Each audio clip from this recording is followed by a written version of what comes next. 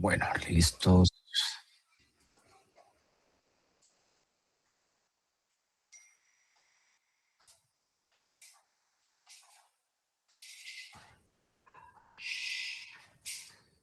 Bueno, listos. Los que desean ahí seguir, hoy veo que otros van en el carro y todo, pueden apagar sus cámaras y seguir escuchando ahí la correspondiente clase sin ningún inconveniente. Bueno, vamos a avanzar el día de hoy inmediatamente. Esto con el fin de terminar hoy pues el punto correspondiente. Yo creo que ya ustedes, la mayoría recibió ya por parte de la coordinación, las fechas para el examen de nuestro primer parcial, las cuales empiezan el lunes 17, si no estoy mal. Nuestro examen está programado, lo estaba viendo, para el martes 18 de agosto a las 5:30 de la tarde de forma virtual, como ya se había programado. Para el efecto, de una vez quiero dejar mención de este tema para más tarde ya no seguir con lo mismo. El examen pues obviamente es virtual, ya estaremos viendo con Maite la forma en que nos pondremos de acuerdo, porque pues también sigo el inconveniente que hay veces que no deja conectar a veces a la mayor de las 100 personas. No soy el único catedrático que tiene este inconveniente, ahí tengo otros compañeros que me lo han hecho mención, pero así que vamos a abrir dos sesiones, como yo he hecho en otras clases ya correspondiente. Me tocó ahorita el semestre pasado que hacerlo con Maite, entonces ya me colocaré con ella de acuerdo para poder tomar una forma de realizar el examen y qué tipo de examen haremos.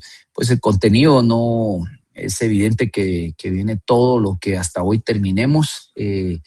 El mismo, como ustedes sabrán y hemos estado desarrollando, va a tener un valor solamente de 20 puntos. Los otros 10 puntos tienen una división. Sí, Rosario. Sí, Rosario, la escucho. Únicamente saludándole, disculpe, Lick, no le quería interrumpir. Bueno, no tenga pena, aquí está.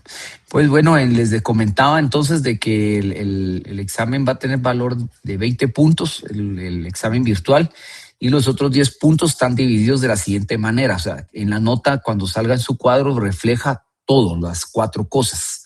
El examen de los 20 puntos, la nota del tema de la reseña histórica. Hay algunos que ya les he bajado puntos porque la instrucción era clara. Miren, creo que el video y la reseña, en su momento cuando lo hablábamos ese martes pasado, pues como les digo, fui condescendiente con ustedes, la forma en que lo hicieran y todo.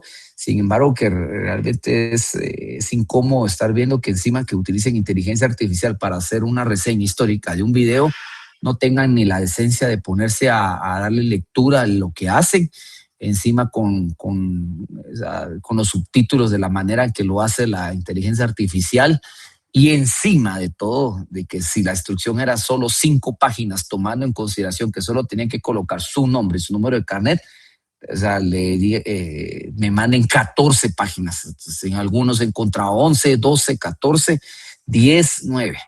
Eran 5 páginas que eran de reseña de todo el video, tan sencillo, un análisis, y solo tenía que colocar su nombre y número de carnet. Hay algunos que obviamente le hicieron una carátula. No tengo problema, yo por la carátula yo no les bajé puntos, porque evidentemente me daban 6 hojas y obviamente una era la carátula, pero sí eran 5 hojas de contenido. A ellos no les bajé puntos, pero sin embargo a todos los demás que tienen esta forma en que lo mandaron, ustedes sabrán, ya saben quiénes, así que se les bajó puntos. El segundo tema fue el tema de laboratorio, que tuvimos dos cursos para poderlo hacer. En uno donde fue directo con el libro del doctor Larios, y podían seguir ustedes usando otro material. Incluso les dije, podían seguir usando su inteligencia artificial como gusten. Sin embargo, se fue claro también la forma en las respuestas, y lo más curioso es de que encima de todo también, algunos pues también veo que tomaron la consideración de que sí empeñaron el tema y otros se pasaron. Pues ahí estoy revisando todavía algunas lecturas del mismo. En la clase pasada, por eso les expliqué un poquito la reseña, hablamos del laboratorio de este conflicto de normas y para que dejarles otra vez a ustedes terminar de contestar y darles la oportunidad y abrir nuevamente la sesión para poder mandar. Así que tuvieron la oportunidad. Y el tercero, que es con el que hoy vamos a terminar, es un caso práctico en el cual responderán 5 preguntas. De igual manera, cuando inmediatamente inicie, lo subiré y tendrán solamente el resto del día de hoy para mandarlo, por favor. Son 5 preguntas. Así que si están usando su inteligencia artificial, lo que sea, pues de igual manera, por favor les pido que lo hagan a consideración. Y así que solo tienen el día de hoy para mandarlo. Y con esas 3 tienen el valor de 10 puntos para que solo examinen solo sobre 20 su examen del primer parcial el día martes del mismo. Bueno, arranquemos de lleno ya entonces con el tema. Nos quedaba este tema pendiente que no lo pude hablar en su momento en las primeras clases. Hablábamos un poquito ya bueno, fuimos hablando de dónde viene el derecho internacional privado, la conceptualización del mismo, el desarrollo del mismo, la finalidad del mismo, la ubicación del mismo, ¿verdad? Hacia dónde van y hacia dónde aterriza y llegamos con los temas de conceptualización. Repasamos algunos tratadistas acerca de hecho, lo repartimos en una forma, creo que tripartita o fue en 4, cuando hablamos de un concepto más histórico, de un concepto de histórico, de edad media y moderno y contemporáneo, ¿verdad? Para aterrizar en varios conceptos que ustedes, pues la idea era que pues obviamente con sus lecturas y con lo que vieron en el video, que posteriormente entramos a ese tema en la reseña histórica, pudieron ustedes hablar y ver de forma resumida en lo que corresponde a lo que conlleva el análisis del derecho internacional privado. En la reseña histórica, pues vimos el apartado hacia dónde venía, de cómo venía y lo más importante que, ojo por favor, y en atención a eso viene el fundamento. Podemos terminar con la escuela contemporánea, que es usualmente la escuela anglosajona. Pues es lógico, ¿verdad?, que encontramos que en la escuela moderna, contemporánea o específicamente anglosajona se deriva esto, porque más en el tema mercantil y que es usualmente ustedes que ya recibieron el curso de Derecho Mercantil y ya pudieron ver los contratos atípicos que significan y la razón de por qué son como un principio del derecho mercantil, que es la agilidad, mercantilmente hablando, la transparencia, y pudieron ver esos contratos atípicos que pudieron ver ya ustedes varios y que creo que parte de esa atipicidad que tiene la escuela anglosajona, por ustedes determinar que realmente cómo existe o el fundamento de cómo va aterrizando en nuestra época contemporánea lo que es el derecho internacional privado. Y de hecho, pues en la clase pasada hablábamos, ¿verdad? Y por ahí estuvimos dialogando con ustedes y algunos que participaron ese día, que veíamos cómo hablar de reseña histórica o hablar a llegar a la época contemporánea. Creo que la forma de que se desarrollan el día de hoy el tráfico comercial o lo que provocan las redes a nivel internacional, las relaciones entre personas de un estado a otro, ¿verdad? No estamos hablando de relaciones personales ni matrimoniales ni nada, sino que el hecho de que usted pueda tener a través de un Meet, un Zoom, a una persona ubicada desde la China, en Asia, en Europa, y que sea un representante legal y que le transfiera a través de un correo o incluso en el mismo chat del Zoom, o que esté la representación legal, y después que se analicen los pases de ley y puedan realmente desarrollarse lo que es una relación de tráfico comercial a nivel internacional por una aplicación, ¿verdad? Que es el Zoom, o de que usted en una cuenta de Instagram se pudo dar cuenta de de una persona que en Egipto produce telas, y es un tema, si quieren también verlo hasta el tema de una relación personal, ¿verdad? Y personas que se conocen por redes y se casan y etcétera. Entonces, todo este tema contemporáneo que está conllevando las relaciones de lo que conlleva, pues obviamente creo que está aumentando las reglas y los conflictos que estudia y que analiza el derecho internacional privado. Es por eso que entre los temas que creo que había dejado pendiente eran las características que el mismo presenta. Aquí les puse una lista de características que presenta, creo que son mucho más doctrinarias y que creo que, si no estoy mal en los libros, pues que ustedes tienen como material de lectura está, pero contemporáneamente vamos a ver que ya las características han variado en el mismo. Aquí pueden ver en que en las características tenemos que es un derecho interno a la vez, porque obviamente lo primero que nosotros hacemos prevalecer sobre las relaciones de la misma es la interioridad de nuestras normas jurídicas, ¿verdad? Es un derecho adjetivo, que obviamente al mismo, y aquí me uno a la otra tercera característica, cuarta que está ahí en el punto que dice que la positividad que tiene un derecho, ¿verdad?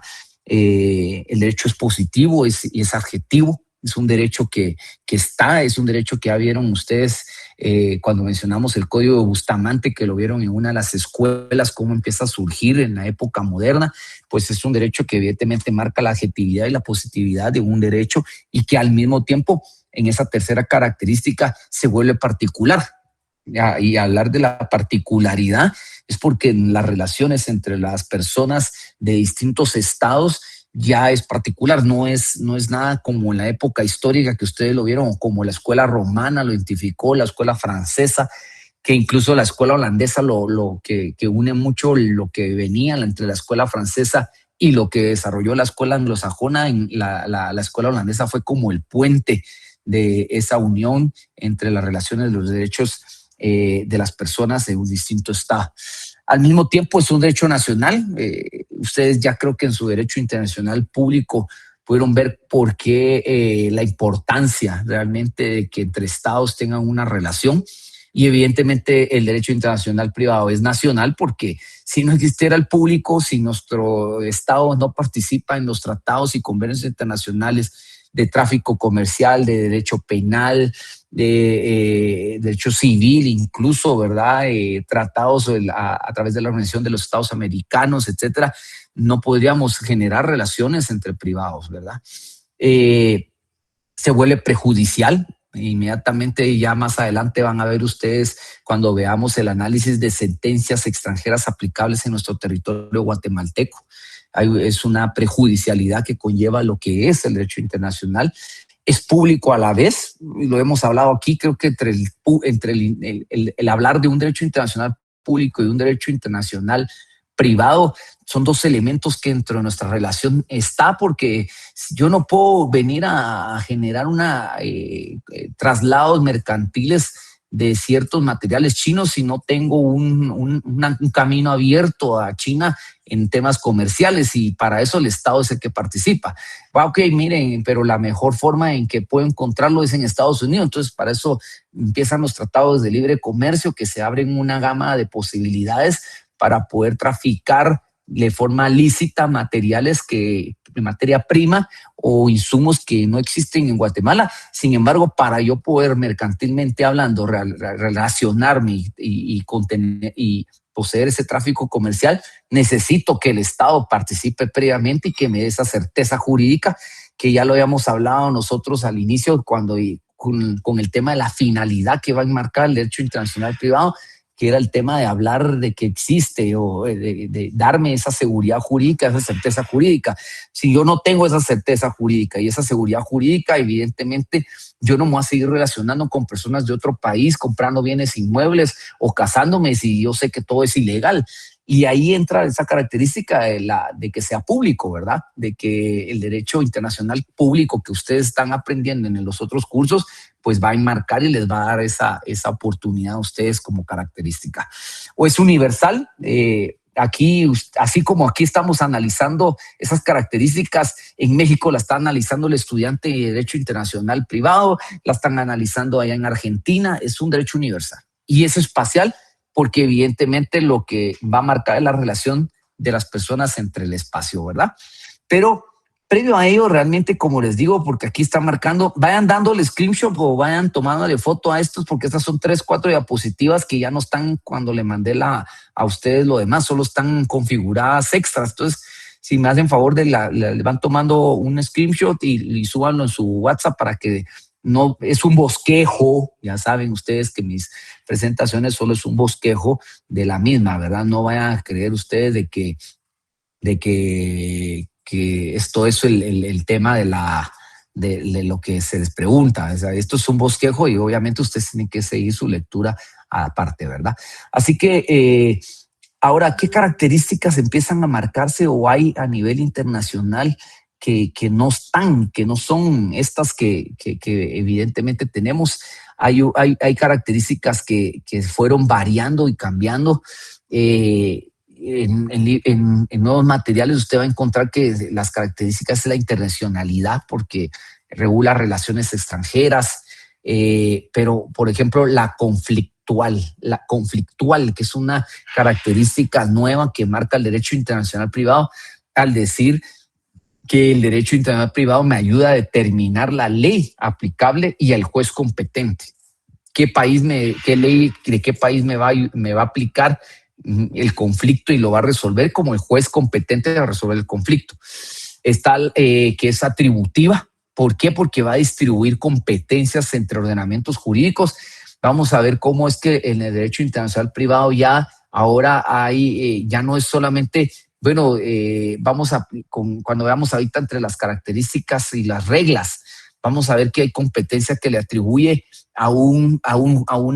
por ejemplo, o sea, si una persona se casó en un país, pero que los 3 regímenes económicos del matrimonio en ese país solo se marca 2, pero aquí en Guatemala es el tercero. Entonces, ¿qué pasa si hay bienes aquí en Guatemala, pero en el país donde se casaron solo hay 2 regímenes? ¿Se aplica aquí el régimen de aquí para los bienes de aquí o se aplican en donde se casó? Entonces ahí es lo que habla que es una característica atributiva, ¿verdad? Porque sí distribuye competencias, ¿verdad? Coordinadora, armoniza todos los sistemas jurídicos, ¿verdad? Armoniza el de cada país donde tiene un conflicto, ¿verdad? Y es flexible a la vez. Nos dice que es flexible también el derecho internacional privado porque evidentemente una cosa que ustedes vieron aquí y que hemos analizado en la historia es que se adapta a una globalización. O sea, hoy el derecho internacional privado se está adaptando. Para mí, mi punto de vista es que ustedes están viendo el derecho internacional privado ahorita adaptándose a las redes sociales. Y las redes sociales no es de Guatemala, las redes sociales son de todo el mundo. Así que hay una nueva forma de interacción entre el ser humano que obviamente va a buscar una seguridad y una certeza jurídica. Y una parte que ahorita hablábamos acerca del público y que es característica moderna que habla acerca del derecho internacional privado, la cooperación internacional. ¿Por qué? Porque el hecho de que esos tratados, convenios que ustedes están viendo en internacional público, cada vez hay una expansión del mismo, está facilitando el reconocimiento y ejecución de decisiones extranjeras, ¿verdad? Y mucho se habla ahora, como respeto a los derechos humanos, pues también el respeto a la soberanía entre los mismos, ¿verdad?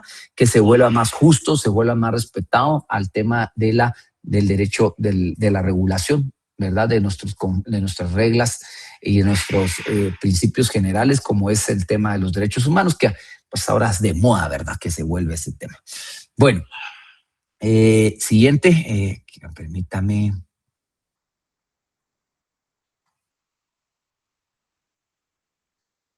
Ahí está, ya. Bueno, vamos ahora a las reglas que tiene permítame.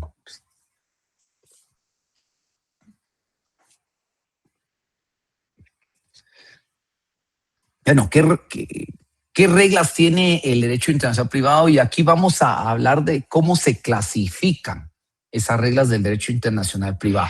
La forma en que van a, más que hablar de qué reglas, vamos a ver cómo se clasifican para encontrarle sentido al mismo.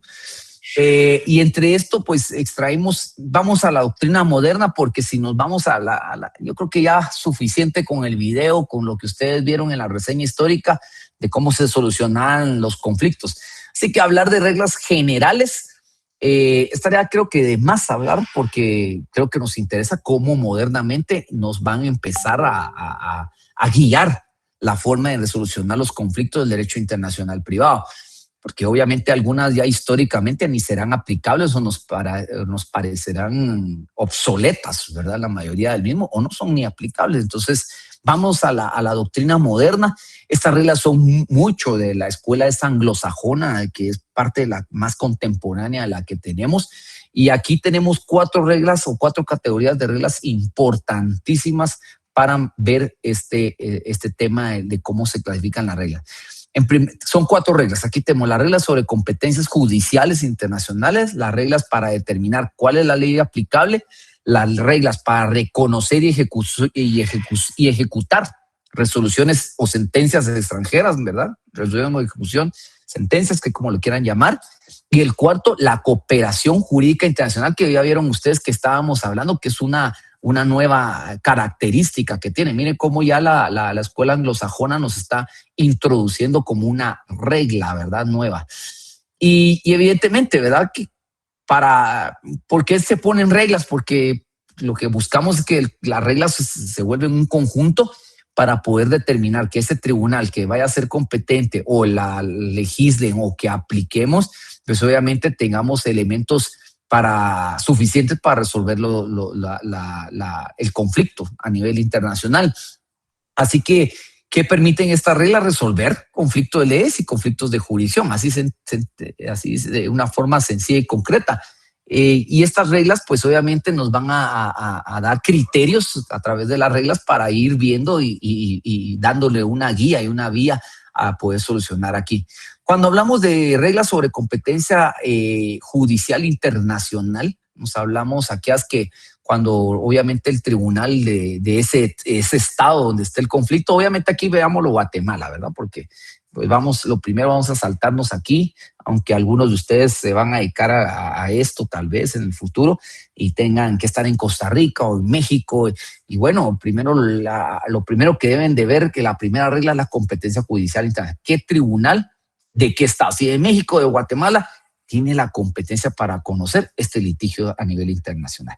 Esa es la primera regla para buscar la forma en que voy a determinar. Obviamente más adelante, conforme vayamos viendo los temas, vamos a ir viendo cuáles son esos factores para ubicar esa regla. El domicilio, en donde se hizo el contrato, la nacionalidad, el lugar de cumplimiento en el contrato, ¿verdad? Que eso se coloca. Puedo crear un contrato en México, pero yo ahí en México los dos venimos y decimos con la persona, bueno, si una solución de conflicto debe hacerse en Guatemala a través de tribunales arbitrales. ¿Verdad? Entonces ahí esa es la primera aplicación de la regla. La segunda regla sobre la ley aplicable, ¿verdad? ¿Qué ley? Órgano jurisdiccional, ahora vamos a la ley, ¿verdad? Estas normas obviamente del derecho, primero nuestro Código Bustamante, el ordenamiento jurídico internacional con lo que le tenemos, pero hay que buscar además de él 3 elementos fundamentales para poder encontrar a dónde lo vuelvo a ubicar. Y aquí me voy a recordar, perdonen que me recuerdo ahorita que di el curso de lógica jurídica. ¿Se recuerdan ustedes cuando uno que genera o estructura un razonamiento jurídico, cómo llega, cómo estructura usted su razonamiento jurídico y para concluirlo? A ver, ¿quién recuerda? ¿Cómo le encuentra usted cuando se crea una norma tenga una consecuencia jurídica? Vamos a un delito, que es la forma más sencilla. Separándolo por premisas, premisa mayor, premisa menor y luego una conclusión, o sea. Muy bien, ajá. La conclusión es la consecuencia jurídica, ¿verdad? Y las premisas se unen por un verbo, ¿verdad? Pero cuando estructuramos ya una oración de esta y creamos está estructurado un razonamiento jurídico, ¿cómo se convierten esos 2 elementos primero? Que vimos que la conclusión es la consecuencia jurídica. ¿Cómo le llamaríamos al hecho que genera la consecuencia? ¿Cómo se le denomina?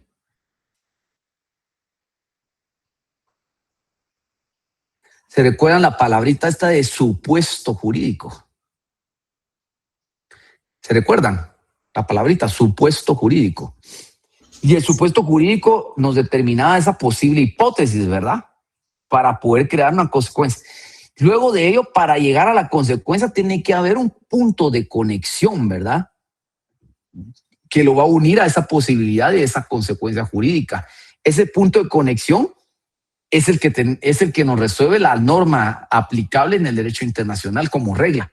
Porque ahí vuelvo a los mismos temas del tema de la aplicabilidad de un tribunal competente. Aquí ese punto de conexión vuelve a ser lo mismo. La nacionalidad de las personas, el domicilio de las personas o la residencia de las personas, el lugar en que se celebró el contrato, el lugar de cumplimiento, ese vuelve a ser el punto de conexión, ¿verdad? Ya vamos a ir viendo más adelante cuando hablemos de la nacionalidad, la lex patrie, el domicilio, el ex domicili, ¿verdad? La residencia habitual, la lex loci celebration, ¿verdad? Celebraciones que ustedes creo que ya lo vieron en civil 4 o 5, ¿verdad? La ley de ejecución y la famosa queda lex rei citae, la lex rei citae, el principio del derecho latín, que es el lugar donde se encuentra el bien, que eso lo vamos a ver cuando vamos más adelante en el tema de bienes. Tercera regla, la regla sobre el reconocimiento y ejecución de resoluciones extranjeras. Esta nos va obviamente a dar la guía para qué sentencia, de qué estado y para qué efectos jurídicos produjo. ¿Sí? Ahora, esta nos sirve, esta regla, porque al buscar, al entender la sentencia, vamos a analizar de dónde inició el proceso judicial, ¿verdad? Eso es tener 4 objetivos importantes de esa sentencia, porque vamos a evitar de que exista una duplicidad de procesos, de venir y decir, bueno, ahorita en México meto el proceso penal y aquí en Guatemala también el proceso civil y aquí el proceso civil en Guatemala, o aquí voy a aprobar el mercantil y allá el civil en México. Evita que exista duplicidad, triplicidad, lo que sea en la cantidad de procesos, ¿verdad? Segundo, es que va a garantizar la seguridad jurídica, ¿verdad? De la solución del conflicto. Obviamente el acceso a la justicia va a ser muy rápido y va a proteger los derechos, ¿verdad? Creo que el caso más fácil de entender este tema, esta regla, un divorcio. Por ejemplo, un divorcio que se decrete en España, que se resuelva en España, pero que el juez español, el juez de familia, no sé, ahorita no me ven a luz cómo se denomina, pero produzca efectos en Guatemala porque una de las personas, los contrayentes, se casaron en Guatemala, por ejemplo.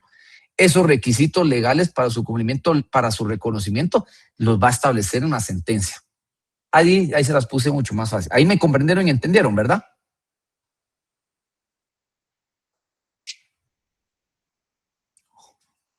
Jóvenes, ¿se están poniendo atención o no va? Cuando usted dice que, por ejemplo, el divorcio en España tenga efectos legales en Guatemala, el reconocer esa forma en cómo aplicar la ley, ¿qué ley aplicar? No, porque aquí, a ver, la regla, ¿cuál es? ¿Cómo le dijimos? ¿En qué regla estamos? Puesto jurídico, la tercera regla, que es el reconocimiento y ejecución de resoluciones extranjeras. Ajá. Ya, estamos hablando y ahora le hago pregunta a usted de civil. ¿Cómo se disuelve el matrimonio? Con el divorcio. ¿Y cómo me definiría usted el divorcio? Es el acto por el cual dos personas, por medio ¿Es el acto o no? Que haya alguien que me tenga la definición ahí de divorcio. Es importante, miren qué bonito el derecho eso tiene lo espléndido, que une todo, mezcla todo, bueno, no lo mezcla, lo une. En un momento dado todo se unen los conceptos, es lo precioso que tiene el derecho de su adjetividad y su positividad, ¿verdad? Miren, qué bien bonito. A ver, alguien que me defina el divorcio ahí. Por eso lo puse de ejemplo. Es el proceso legal donde se pone fin a un matrimonio. Donde se da por disuelto, ¿verdad? El vínculo jurídico entre un hombre y una mujer, ¿verdad? ¿Y quién es el único que decide la disolución? El juez competente. Un juez competente. Por eso puse el ejemplo aquí de un divorcio. Porque si no hubiera dicho, si los pongo más fácil, pues le digo la sentencia que regula el divorcio hecha en España. Pero supongo que ustedes, al decirles yo divorcio, ustedes saben en dónde estoy parado, ¿va? Porque ustedes ya están aquí es porque ya ganaron todos sus civiles, ¿verdad? Así que el divorcio proviene de una sentencia, ¿verdad? La ejecución de una sentencia. Aquí por eso es una regla, aquí les puse un ejemplo que era bien importante como ese exequatur que le dicen en derecho latín, ¿verdad? Es un reconocimiento a la ejecución de una sentencia. Ese exequatur lo tenemos aquí en nuestro derecho interno, pero en el derecho internacional privado lo acompaña una sentencia extranjera, ¿sí? Cuarta y última regla, la regla de cooperación jurídica internacional. Evidentemente hablamos de esta porque es característica importante y nueva, moderna del derecho internacional. Las normas de cooperación, ¿verdad? Que ya le dijimos aquí que le podemos llamar tratado, convenio. ¿Qué otros nombres tienen esas reglas de cooperación internacional entre estados? Ustedes que ya ganaron sus internacionales públicos, a ver, ¿algún nombre que se me olvide?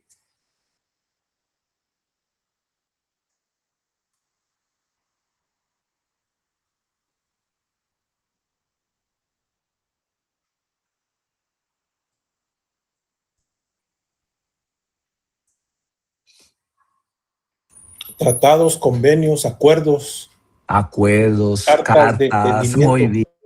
muy bien, gracias, gracias, gracias. Ahí estamos, ¿verdad? Entonces, todo esto es una cooperación entre los estados y sin esa cooperación no se puede ejecutar, no se puede ejecutar nada ni resolver conflictos, ¿verdad? Porque imagínense que un juez de aquí tenga que librar un exhorto hacia un juez de España o un exhorto, por ejemplo, el divorcio que les hablaba, ¿verdad? Para dar a entender que se disolvió el matrimonio, es un exhorto internacional. Y hay varios nombres bueno, sería bonita tarea también dejarlos, pero ya no los voy a meter ahí, ¿verdad? Los distintos nombres que hablan de la forma de cooperación internacional en los temas y los procesos, ¿verdad? Exhortos, cartas, notificaciones internacionales existen, ¿verdad? Intercambios de información, ¿verdad? Todo eso existe, ¿sí? Bueno, y como por último, pues, esperen, ahí está, ya. Bueno, ¿qué principio nos llega a funcionar o trabajar para que ¿cómo se llama? Estas reglas, 4 reglas funcionen, ¿verdad? Aquí hay ¿qué? 5 principios fundamentales, ¿verdad? Que son principios del derecho internacional privado, con que sirven como reglas para entablar el proceso, ¿verdad? Y aquí tenemos 5 principios. El principio de igualdad jurídica de los estados. Esto proviene de la característica esta que hablamos acerca de la soberanía. Yo no puedo decirle a un estado u otro es que mi norma es más importante que la tuya. No, hay dignidad y soberanía entre estados. Un principio de igualdad jurídica. El principio de cooperación internacional, que obviamente esa regla sin este principio, todos los estados están obligados a colaborar, ¿verdad? Para que haya justicia. El principio de buena fe, ¿verdad? Que debe haber una buena fe entre los estados para intercambiar información. Y aquí agregaría esa palabra importante en el tema procesal, la lealtad procesal, ¿verdad? Que existe entre los estados. El principio de seguridad jurídica, que lo vimos como finalidad propia del derecho internacional privado, que era generar esa certeza jurídica, esa seguridad jurídica, ¿verdad? O sea, si hay certeza jurídica, sin duda hay seguridad jurídica, ¿verdad? Y sin certeza no hay seguridad jurídica. Y el principio de protección al orden público internacional. Eso lo vimos también cuando hablábamos de la finalidad, el concepto, lo que es el derecho internacional privado. Evidentemente está el derecho internacional privado, el Código Bustamante, nuestras normas, estas reglas están en juego o están en práctica para que haya un orden público a nivel internacional, no solamente entre el mismo Estado de Guatemala.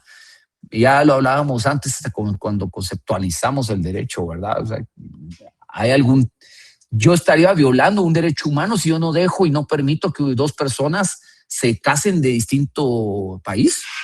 ¿O no es una violación al derecho humano? ¿No creen ustedes? Claro. ¿Verdad? Yo le diría aquí en Guatemala, no, sacamos una reforma del Código Civil, el guatemalteco no puede casarse con ningún extranjero. Es una violación a un derecho humano, ¿verdad? Entonces, evidentemente, ahí entra el derecho internacional privado, ¿ok? Hay derechos humanos que defender entre las relaciones privadas, ¿ok? Debe haber un orden público para que todos vivamos y vivamos en paz, ¿verdad? Bueno, ¿dudas?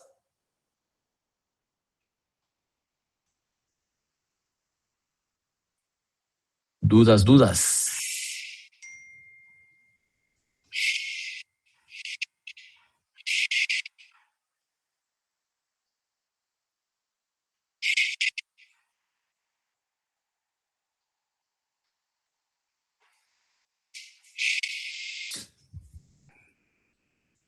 No hay dudas, jóvenes. Bueno, el ejercicio. Bueno, aquí se le plantea un posible caso. Una ciudadana guatemalteca contrae matrimonio en Italia con un ciudadano argentino, 3 estados. Ambos fijan su residencia habitual en Francia, 4º estado. Adquiere un inmueble en Guatemala. Posteriormente desean divorciarse, ya lo estaba hablando, y discutir la propiedad del inmueble. Así que ya casi que se los hice cuando hablábamos de una regla. Ahora responda a los siguientes cuestionamientos. Hay, ¿qué? 3, 4, 5 cuestionamientos sobre lo mismo, ¿verdad? ¿Qué tribunal podría ser competente? ¿Qué criterios de conexión serían relevantes para determinar qué ley debe aplicarse, ¿verdad? ¿Qué regla debe aplicarse para resolver este régimen jurídico del inmueble? Si el divorcio se decreta en Francia, ¿qué procedimiento debería seguirse para que produzca efectos en Guatemala? Ya les dije aquí en lo último, los documentos, ya se los dije, qué principios del derecho internacional privado justifican la cooperación entre los estados de este supuesto. Ya están ahí numerados, ya ustedes lo colocan lo que consideren importante. Así que es una materia una forma para que ustedes tengan razonamiento y lógica jurídica del derecho internacional privado. Ahorita voy a habilitar y los veo que nos quedan 40 minutos de clase. Tienen suficiente para hacerlo, es que hasta mucho para hacerlo 40 minutos, jóvenes. Sí, María Alejandra. Lick, de igual manera va a ser a mano, ¿verdad? Correcto, muy bien, gracias. Se Así es puede hacer, siempre. se puede hacer como se realizó la semana pasada de solo colocar las respuestas, o si hay que copiar el caso. No, jóvenes, solo no copien el caso ni nada, solo ponen nuevamente, sean prácticos, pongan su nombre completo bien, su número de carnet, respuestas, 2 puntos, 1, 2, 3, 4, 5, ya, tranquilos, a mano. Ya le toman una foto, los celulares se escanean y lo pueden subir. ¿Alguna otra duda?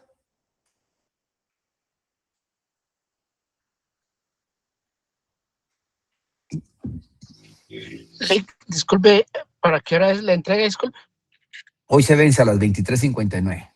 Ahí lo voy a dejar para Gracias. cuando, si no, imposible que no les dé chance en 40 minutos, pues son solo 5. Gracias, gracias. Bueno. Y los veo igual ahorita para hacer la foto final de la clase de hoy. Bueno, comiencen a echar punta, pues, por favor. Lo hago que a las 23:59 porque entiendo que habrá algunos de ustedes de que irán en carro ahorita conduciendo. Entonces, obviamente a los que van en conduciendo no, o van en un Uber o un taxi, no sé, no van a ir dándole. Entonces, cuando lleguen, o lo pueden grabar en su teléfono y después ya las escriben y las mandan, ¿verdad? Entonces, por eso lo dejé a las 23:59, por aquellos que ahorita en estos 40 minutos no puedan hacerlo, ¿ya? Bueno, procedan pues.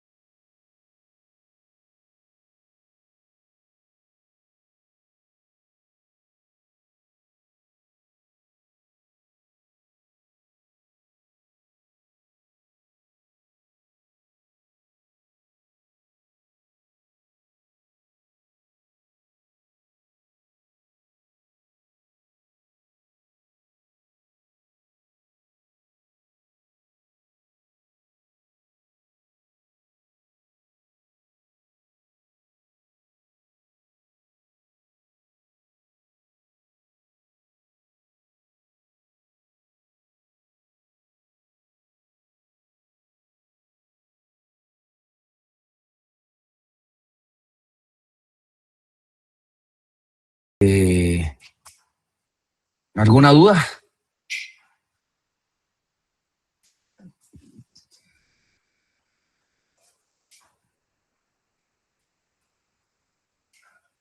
No, Lick, ninguna, estamos bien. Todo bien. Muchas gracias, estamos bien. Bueno, rápidamente 2 minutos para repasar por los que no estaban conectados. De hoy en 8 examen del primer parcial, 5:30 de la tarde. Tengo que hablar con Maite de la forma en que la vamos a realizar. Creo que vamos a abrir 2 links para que puedan ingresarlos y ver qué tipo se hará las preguntas, 20 puntos de cuestionamiento. Y ya la nota va a haber reflejado todo, ¿sí? Los 3 trabajos con que serían los 10 puntos más los 20 del examen. El examen vamos a conectarlos a las 5:30 para dar instrucciones y todo. Sin embargo, creo que lo ideal y lo oportuno es que lo voy a colocar a las 6 de la tarde, 18 horas. O 5:50. ¿Por qué? Porque voy viendo que tengan el margen ustedes de la mayoría de colocarse y poder hacerlo de una vez, porque recuerden que el examen tiene tiempo. Entonces, si no lo realizan, se cierra la sesión y ya no pueden hacerlo más. Entonces, para que no pierdan, entonces tal vez de entre 5 y 5:40 nos vamos a ir conectando, les voy a ir dando tiempo para que se conecten y así tipo entre 5:50 y 6 doy instrucciones, quedan claras, se les abre el tiempo, lo inician y se cierra automáticamente, ¿oyeron? Entonces, para que estén pendientes, nos vemos el día martes de hoy en 8.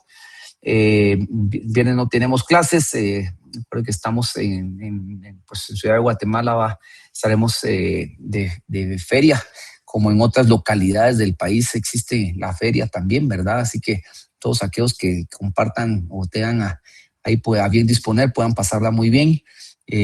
Buen descanso para aquellos que van a lograr descansar el viernes por el tema del corrimiento del feriado y los que no, pues el sábado, y si tienen la oportunidad de ir a comerse una garnachita, una tostada y échense una tostada de guacamole a mi honor. Son mis favoritas, así que cualquiera puede mandarme, les voy a mandar la dirección, me pueden mandarme mis tostadas.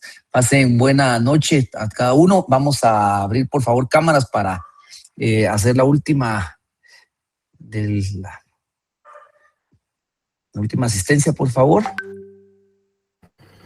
Ahora ya venden muy caras las garnachas y las tostadas, Lick. Sí, están caras las garnachas, pero las tostadas no, así que se los dejo barato ahí.